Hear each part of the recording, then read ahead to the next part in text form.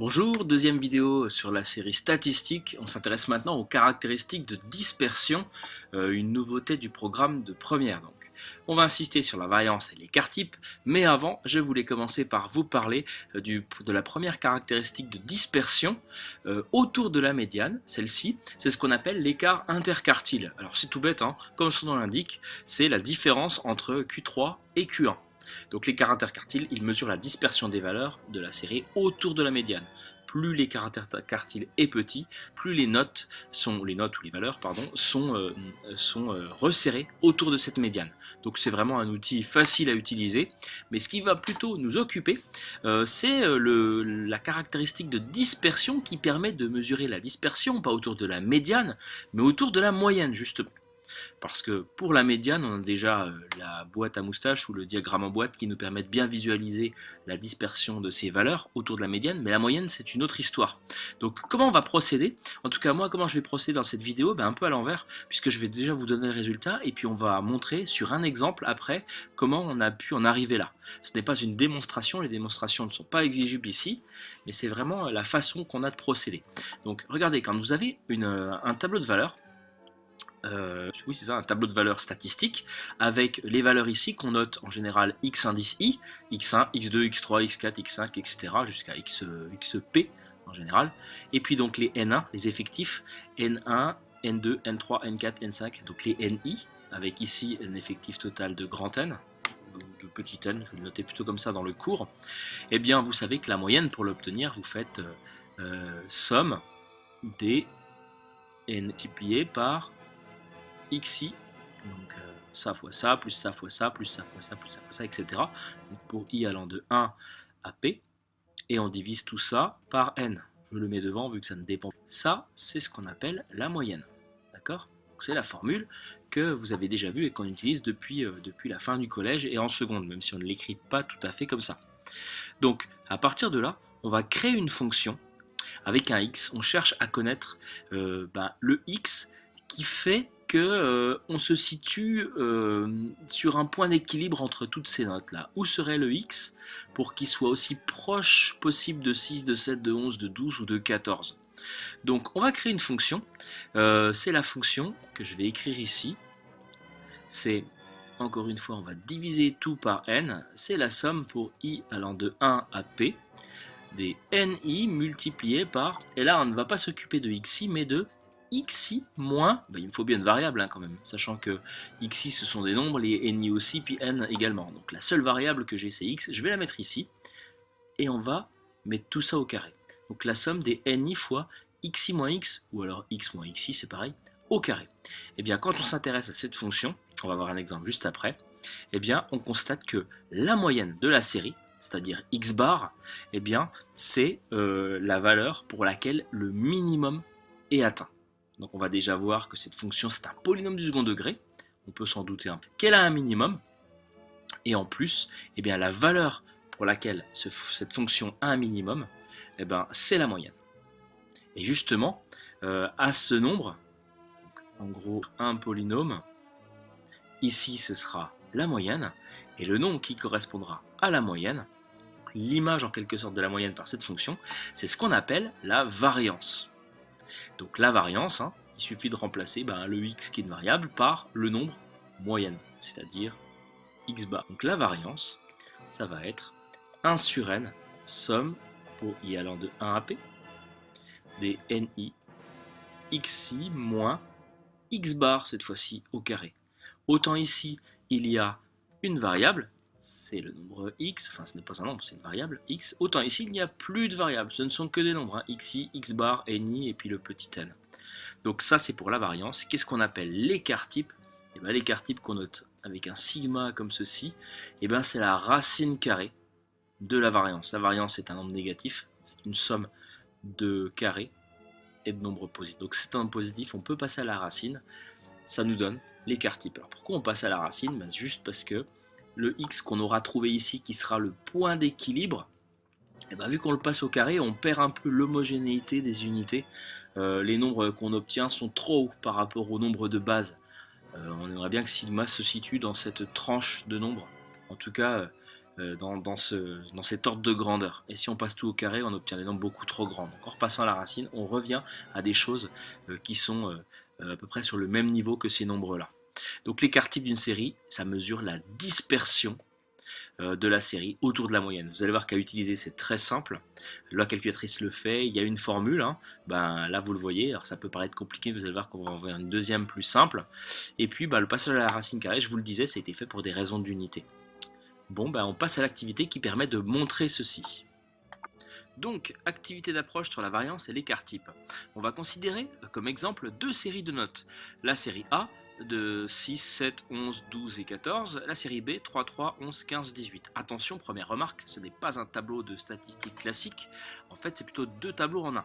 Si j'avais dû faire deux tableaux, j'aurais A, X1, XI plutôt 6, 7, 11, 12, 14. Et puis en dessous, les effectifs NI, ça aurait été 1, 1, 1, 1, 1. À chaque fois, une note de chaque type. Et pareil pour la série B. Mais je les ai présentés comme ceci. Les notes n'apparaissent qu'une seule fois. Deux fois, comme dans la série B, je mets 2, 3 à la suite. Donc ces deux séries, elles ont la même moyenne. Si vous faites le calcul, la moyenne en haut est de 10, puis en bas également. Elles ont même la même médiane, 11 et 11. Donc la question est toute simple, comment les différencier? On voudrait exprimer par un calcul le fait que dans la série A, les 6 notes sont finalement très proches de la moyenne de 10. Hein. Vous avez la moyenne qui est à 10 et puis la plus petite est à 6. Alors que dans la série B, pour une moyenne de 10, on voit que ça descend à 3 et que ça monte à 18. Il y a une énorme dispersion. Donc on aimerait pouvoir symboliser ça par un calcul, par un indicateur. C'est ce qu'on va appeler l'écart type et la variance. Hein, c'est sensiblement la même chose. C'est lié par rapport à ce qu'on a dit. Sur une droite graduée déjà, on va s'occuper juste de la série A dans cet exemple-là. La série B sera pour un exercice qui viendra après. Donc sur une droite graduée, on a représenté les 5 nombres 6, 7, 11, 12 et 14. A, B, C, D, E. Et on voudrait déterminer le nombre le plus proche de ces 5 nombres ci-dessus. Donc le plus proche entre guillemets, ça n'a pas trop de sens, mais une sorte de point d'équilibre qui soit aussi proche de 6, de 7, de 11, de 12 et de 14. Alors comment faire pour arriver à trouver quelque chose de ce type? Eh bien la première idée qu'on peut avoir, c'est de considérer la distance entre x, ça va être l'abscisse du point que je cherche, et puis tous ces nombres là. Donc je pose un point M d'abscisse petit x, vraiment n'importe où quoi. Comment faire pour exprimer la distance de M à A, de M à B, de M à C, de M à D, de M à E? Eh bien, on va utiliser la fonction que vous connaissez bien, la valeur absolue. Et qu'est-ce qu'on va en faire? Eh bien, on va additionner toutes ces valeurs quoi. Donc, on vous demande d'exprimer D, c'est la première question. D de x, ça va être naturellement x moins 6 en valeur absolue, ou alors 6 moins x, c'est la même chose. Hein. Donc le point M peut très bien être à gauche ou à droite, ça n'a pas d'importance. C'est tout l'intérêt des valeurs absolues. X moins 7 en valeur absolue, plus x moins 11 en valeur absolue, plus x moins 12, plus... Donc on va étudier les variations de cette fonction, et on va en déduire pour quelle valeur de x, d de x est minimale. Et on va voir si on considère bien la moyenne. Donc en faisant ça, j'ai un point qui fluctue un petit peu au milieu de tout ça quoi. Donc pour exprimer son expression, j'ai déjà fait le tableau juste au-dessus, vous vous rappelez, c'est vraiment de la révision. J'ai aussi déjà tracé sur GeoGebra la fonction, elle est ici hein, en vert. Donc on voit qu'elle est décroissante jusque là. Alors elle est en plusieurs morceaux, c'est une ligne brisée, vous le savez, et ça vient de la valeur absolue. Bon, l'expression, je vais quand même la calculer ici, ça va être un peu longuet, donc je vais essayer d'aller vite. N'hésitez pas à vous, avance rapide également sur la vidéo.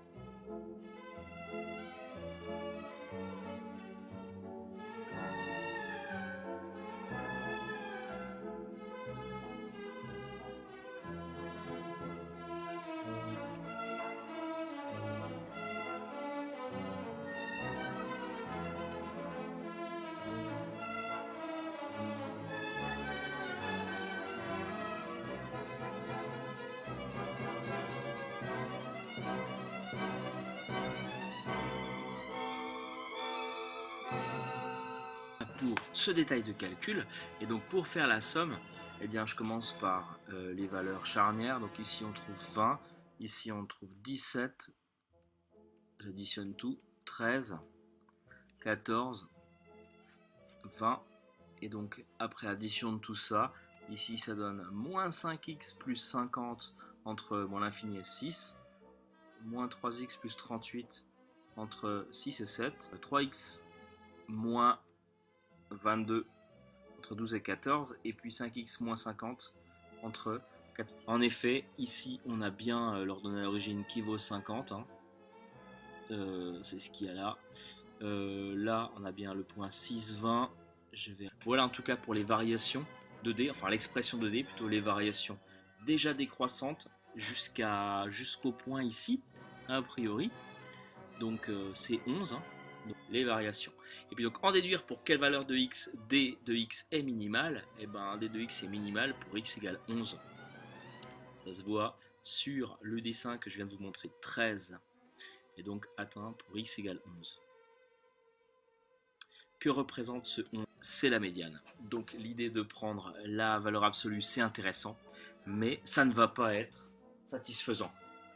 Donc on va passer sur une autre méthode. Le plus proche, on peut considérer l'utilisation des carrés justement.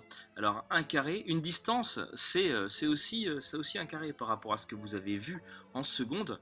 Donc là on va utiliser autre chose, une autre fonction. On va encore s'intéresser à la somme des distances de m à a, plus de m à b, de m à c, de m à d, de m à e, mais en utilisant cette fois-ci une autre fonction, c'est la fonction p de x. Et cette fonction p de x, ça va être x moins 6 le tout au carré, plus x moins 7 le tout au carré, plus x moins 11 au carré, plus x moins 12 au carré, plus x moins 14. Pour avoir une distance, il va falloir qu'on passe à la racine carrée à la fin.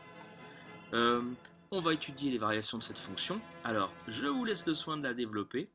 Ce sont 5 identités remarquables à la suite. GeoGebra, on procède. Affichage, calcul formel. Et donc, P, 5x carré moins 100x plus 546. Je vais me contenter de réécrire ce résultat. 5x carré moins 100x. Les variations de P, donc là 1 c'est fait. Variation de P, c'est un polynôme du second degré, hein, donc le petit a c'est 5, le petit b c'est moins 100 et le petit c c'est 546. Je vous rappelle que 5 est positif, donc votre fonction va être décroissante déjà et croissante ensuite. Et le minimum, il va être atteint en moins b sur 2a, ça fait moins 100 sur 2 fois 5, 10, donc 100 sur 10, ça fait 10. Au passage, l'image de 10, c'est 46 pour votre fonction p. Je vous laisse le vérifier. Ou alors on pisse 46, et donc le minimum cette fois-ci il est atteint en 10, c'est-à-dire en la moyenne. C'est la moyenne. Pour tenir compte de la taille de la liste des nombres étudiés, on divise la somme minimale P de x0, donc le cas de terme, puisqu'en fait, distance entre guillemets, là pour tous ces nombres, ben, on en a tenu compte on a tenu compte de la distance de m à a, puis de m à b. On l'a pris 5 fois finalement, donc c'est normal que ce 46 qu'on trouve, qui symbolise la plus proche, le nombre le plus proche, on le divise en 5. Donc on va diviser ce 46 par 5, et par homogénéité des résultats, je vais passer à la racine carrée. Donc le nombre qui va nous intéresser ici, qui est la moyenne, c'est racine de 45 sur 6. C'est ce qu'on appelle. Donc suite de l'activité, on va cette fois-ci appliquer ce qu'on a appris sur un petit exercice. Enfin sur la suite en fait de la série A et de la série B. Donc retour sur ce qu'on a dit, on a étudié une fonction f de x égale, alors dans un premier temps, somme des ni, les ni valaient 1 donc on ne les voyait pas. En tout cas on a fait xi moins x le tout au carré. Et on a fait la somme. De 1 à 5 dans l'exemple, là je vais mettre de 1 à p. On a trouvé que ça c'était un polynôme du second degré dont le minimum était atteint pour x égale x bar. Alors si je rajoute un 1 sur n devant, c'est-à-dire que je coupe en 5, le minimum est toujours atteint pour x égale x bar. Donc cette chose-là, ça a un minimum, x égale la moyenne. Et ce minimum, eh ben, c'est ce qu'on appelle la variance. Donc dans l'exemple précédent, le point A avait pour coordonnées, rappelez-vous, 10, la moyenne, 46. Donc pour cette fonction-là, on part 5. Eh bien, qu'est-ce qu'on peut dire de la variance? C'est 46 sur 5. Et donc dans ce cas-là, c'était racine de 46 sur 5. C'est toujours la racine de la variance, sigma. Racine de 46 sur 5, ça fait approximativement, la calculatrice, 3,0, toujours des valeurs approchées. Alors retrouvons ça grâce à la formule qu'on va devoir utiliser. Donc pour la série A, ça donne quoi? On calcule déjà la variance, on écrit la formule, donc c'est 1 sur n, somme pour i allant de, dans ce cas-là 5, il y a 5 colonnes, des ni x, le tout au carré, moins x bar, pardon, puisqu'en fait, c'est à la place de ce n, j'aurais pu mettre 5 directement en fait. Donc, 1 cinquième multiplié par... Alors, les ni, à chaque fois, c'est un exemplaire de chacun, donc à chaque fois, je vais avoir 1 fois 6 moins la moyenne, 10. Ok, bon le 1, je vais peut-être pas le remettre à chaque fois, 7 moins 10 au carré, plus 11 moins 10 au carré, plus 12 moins 10 au carré, plus 14 moins 10 au carré. 10, 4 au carré, 16. 7 moins 10, ça fait moins 3, mais peu importe, hein, 10 moins 7 ou 7 moins 10, c'est fait pour. Ça fait 3 au carré, ça fait 9. 11 moins 10, ça fait 1 au carré, ça fait 1. 12 moins 10, 2 au carré, 4. 14 moins 10, 4 au carré, sur 5. Donc, sigma, on retrouve approximativement 3,0. On le fait pour la deuxième, donc ça c'était pour la série A. Je vous laisse mettre si besoin. Moi je fais le même calcul.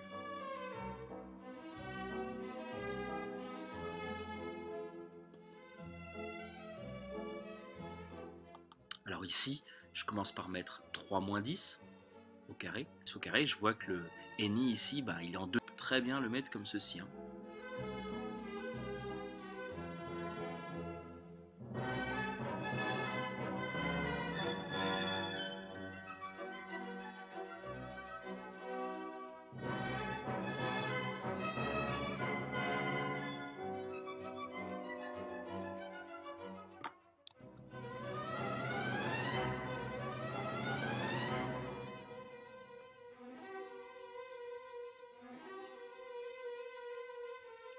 Voilà pour la variance, 37,6 ou 185e.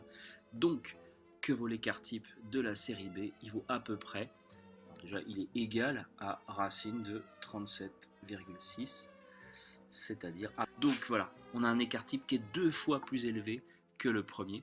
Donc la répartition des notes autour de la moyenne dans la série B est beaucoup plus importante, beaucoup plus large en tout cas, c'est plus diffus. Voilà pour ce petit exercice, ce petit exemple. Pour finir, on va revenir sur la formule de la variance que je vous ai réécrit ici. 1 sur n somme pour i allant de 1 à p des ni multiplié par xi moins x bar au carré. Pourquoi cette formule n'est pas pratique? Parce qu'en fait, à chaque fois que vous faites votre somme, dans tous les termes, vous retrouvez la moyenne. On l'a vu précédemment, par exemple 6 moins 10 au carré, plus 7 moins 10 au carré, plus 11 moins 10 au carré. C'est assez peu pratique finalement d'avoir à remettre la seule chose qui est figée de calcul de somme qui varie en fonction de i. Donc il y a une deuxième formule de la variance qui elle est beaucoup plus utilisée mais qui vient après. La formule je vous l'écris ici mais elle est juste au dessus, donc c'est 1 sur n somme pour i allant de 1 à p ni multiplié par xi au carré. Et on va voir pourquoi c'est beaucoup plus pratique. C'est tout pour cette partie. En revanche, la moyenne intervient encore, mais elle est en dehors de la somme. Une fois que vous avez calculé ça, vous enlevez la moyenne. Alors d'où ça vient? La démonstration est exigible. Elle est ici. Donc j'ai écrit la formule de la variance de base, par définition. Et bien, vu que c'est un carré, ici, vu que c'est un carré, on va utiliser la deuxième identité remarquable. A moins b le tout carré, ça donne, le début ne change pas, xi carré, moins 2 fois xi fois x bar, plus x bar au carré. Ensuite, vu que j'ai des parenthèses, je vais développer le ni sur les 3, et vu que c'est une somme, je vais même séparer les 3 termes. Plutôt que d'additionner 3 morceaux, je peux très bien faire les additions séparées. Donc le 1 sur n somme de, je le retrouve ici, ici et ici. Donc je vais avoir dans un premier temps ni fois xi carré, c'est ici, moins 2. Le nombre là ne dépend pas de i, donc je vais pouvoir le sortir de la somme. Donc moins 2 fois 1 sur n, moins 2 sur n. Le x bar ne dépend pas de i non plus, donc je vais pouvoir le sortir de la somme, c'est pour ça qu'il passe de ici à devant. Donc moins 2 sur n, pardon, x bar, somme pour i allant de 1 à p, qu'est-ce qui reste? Il reste ni fois xi, plus, ni terme, 1 sur n, et c'est pareil, x bar au carré ne dépend pas de i, donc je vais pouvoir le sortir. Donc x bar carré il est devant, somme dni pour i allant de 1 à p. Donc je me retrouve avec 3 termes. Le premier, je ne vais pas y toucher, ni fois xi au carré. Le deuxième, qu'est-ce que c'est que somme des ni xi? Le tout sur n. Eh bien, la chose que je vais entourer en rouge ici, donc en fait je prends tout sauf le x bar et le 2. Somme des ni xi sur n, c'est la moyenne. Ce truc-là, c'est égal à x bar. Donc en fait, je me retrouve avec moins 2 fois x bar, fois encore x bar, donc moins 2 x bar au carré. Et puis qu'est-ce que c'est que la somme des ni, la somme des effectifs, ça vaut quoi? Ça vaut l'effectif total, petit n. On se retrouve avec 1 sur n x bar au carré, pour le dernier terme, multiplié par petit n. Le n là et le n là s'en vont. On se retrouve donc avec, au final, cette chose-là qui ne bouge pas, moins 2 fois x bar au carré, plus x bar au carré. Donc, 1 sur n, somme des ni xi au carré, moins, il y en a moins 2 plus 1, c'est-à-dire moins 1. Vous retrouvez votre forme qui est ici. Donc, elle est très pratique à utiliser. Un exemple pour finir, un exercice. Le patron d'un garage veut récompenser le meilleur de ses 3 vendeurs, Antoine A, Bénédicte B, C. Pour cela, il étudie les ventes de voitures, leurs ventes sur les 6 premiers mois de l'année. Alors je ne sais pas si c'est très visible ici, des indications avec les mois ici et le nombre de voitures, Antoine, Bénédicte, Tricelle avec des symboles. Quand on calcule leur moyenne, on va le faire, hein, on se rend compte que c'est la même. Donc c'est compliqué de les départager. En revanche, le patron décide de récompenser celui qui a les ventes les moins dispersées, c'est-à-dire le moins d'écart par rapport à la moyenne. Donc en gros, on va s'intéresser à qui va-t-il récompenser? Eh bien allons-y. Si je prends l'exemple d'Antoine, donc c'est avec les petits losanges dessus, le premier mois il a 3 ventes, ensuite 3 ventes, ensuite, je passe ici, 5 ventes, ensuite, et pour finir, 7 ventes. Donc Antoine, en gros, ça donne, j'ai dit, 2 ventes, 3 ventes, 3 ventes. Je résume tout ça dans un tableau. Les ventes mensuelles d'Antoine, donc 2 ventes, ça a apparu qu'une fois, 3 ventes, ça a apparu 2 fois, 4 ventes, ça a apparu une. Donc voilà le tableau d'effectifs pour les ventes mensuelles d'Antoine. On va calculer sa moyenne à Antoine déjà, juste pour reparler des formules. Donc c'est somme des ni, alors ça va de 1, 2, 3, 4, 5, somme des ni xi, pour i allant de 1 à total n, c'est 6 mois. Donc on divise tout ça par 1 sixième. 1 sixième multiplié par, alors c'est surtout pour vous remontrer la 1 fois 2, plus 2 fois 3, plus 1 fois 4, plus 1 fois 5, plus 1 fois 7. Rappelez-vous de votre second 4 ventes en moyenne. X à bar. Comment faire pour l'écart type? Avant, il nous faut la variance. La variance, une formule, 1 sur 6. Donc on va utiliser la nouvelle, et c'est celle-là franchement qu'il faut utiliser si on vous demande. Et là on va pas faire 1 fois 2 plus 2 fois 3, 1 fois 2 au carré, plus 2 fois 3 au carré. On ne fait pas ni fois xi, mais ni fois xi au carré. Sauf qu'il ne faudra pas oublier d'enlever la moyenne au carré à la fin.